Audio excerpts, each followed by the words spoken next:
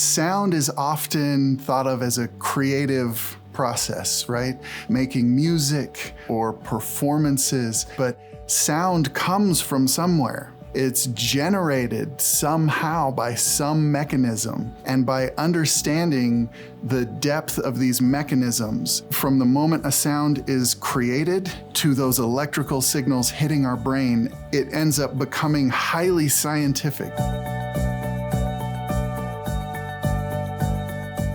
I initially got into just the field of acoustics and of sound when I was very young by getting a job as a roadie. So I worked for touring bands all over the country. I started out as just a simple technician helping set up stages every night in small bars, small clubs, small venues, to eventually working in large amphitheaters and high-capacity arenas. So my love of sound came from live performance and creation of sound for enjoyment, which is why I have such a deep appreciation for the tie between creative sound and scientific sound. That helped guide me later on in life when I became a scientist to take that love of sound, of what it can do to us, of how it can make us feel, and to dive very deep into what is it about sound that affects us so deeply.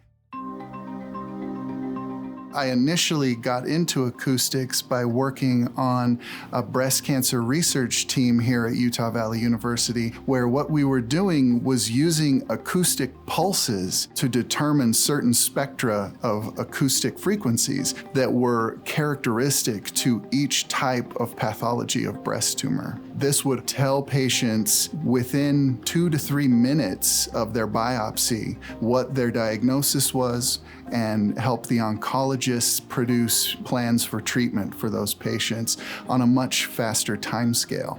Currently, I'm working on a project with Dr. Catherine Dispinette from Exercise Science. She is looking into the neurological effects of meditative Himalayan singing bowls. So these bowls are used to create sounds that people use to meditate or reach deep states of focus and trance within themselves. Her aspect of this research is looking at the neurological side of how that sound actually affects people, and can it be used to help people reach what's called flow state. It is a state of hyper-focus, of loss of ego, where you're able to focus on the task at hand and achieve at the highest level possible just using your natural muscle memory and autonomic reflexes. My part in that is to look at the sound itself, look at the bowl as an instrument of generation. How is it creating this sound? What is it doing to create this sound?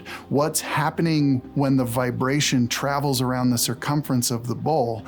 And what happens then when it propagates through the air to the user? And what can we do to understand that process more deeply and possibly manipulate that process to be more effective in the future? My stance has always been that engagement in the process of learning, in the process of the mathematics through actual demonstration, is probably one of the best ways that a student can walk away from a class really appreciating what it is they learned. So for example, in one class, we use a simple setup of straws with fluid in order to make water guns by just blowing through a straw. Most students have never understood simple processes like, how does a paint gun work? How does an air gun work? What do these things actually do with the fluid of the atmosphere around them to create these processes that make this machine possible?